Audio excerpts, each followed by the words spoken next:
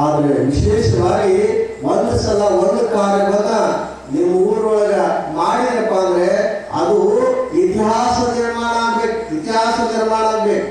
ನಿಮ್ಮಂತವರ ಹಿರಿಯರ ಕಾಲಘಟ್ಟದಲ್ಲಿ, ನಿಮ್ಮಂತವರ ಯುವಕರ ಕಾಲಘಟ್ಟದಲ್ಲಿ, ಇಂತಹ ತಾಯಂದಿರ ಸಮ್ಮುಖದಲ್ಲಿ, ಇಂತಹ ಎಲ್ಲ ಕಲಾವಿದರು, ಮಹಾತ್ಮರು, ಪುರಾಣಿಕರ ಸಮ್ಮುಖದಲ್ಲಿ, ಇಂತಹ ಒಬ್ಬ ಮಹಾನ್ ತಪಸ್ವಿಗಳ, ಒಬ್ಬ ಶಿವಯೋಗಿಗಳ, ಶರಣರ, ಸಂತರ, ಮಹಾಂತರ, ಸ್ವಾಮಿಯವರ, ಆ ತಾತನವರ ಸಮ್ಮುಖದೊಳಗ ಇಂತಹ ಕಾರ್ಯ ಆಯ್ತಪ್ಪ.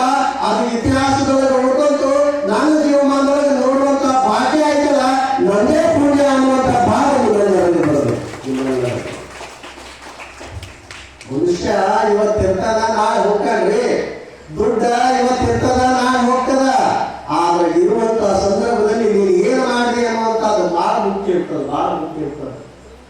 ಜೀವನದಲ್ಲಿ ಬಹಳಷ್ಟು ಅಮೂಲ್ಯವಾಗಿರ್ತಕ್ಕಂಥ ರತ್ನಗಳಂತ ನಾವೆಲ್ಲ ಕೇಳಿದ್ರೆ, ಯಾವ ರತ್ನಗಳು ಅಂತ ಮಾತನ್ನ ಕೇಳುವಂತದ್ದಾದ್ರೆ ತಾನಾಗೆ ಬರ್ತಕ್ಕಂಥದ್ದು. ನಮ್ಮ ಜೀವನದೊಳಗೆ ತಾನಾಗೆ ಯಾವ್ದು ಬರ್ತದಂದ್ರೆ ತಾರುಣ್ಯ ಮತ್ತು ಮುಪ್ಪು. ಯೌವನ ಅನ್ನುವಂಥದ್ದು ಏನೈತಲ್ಲ ಅದು ತಾನಾಗೆ ಬರ್ತದಂತ, ಮುಪ್ಪು ತಾನಾಗೆ ಬರ್ತದ.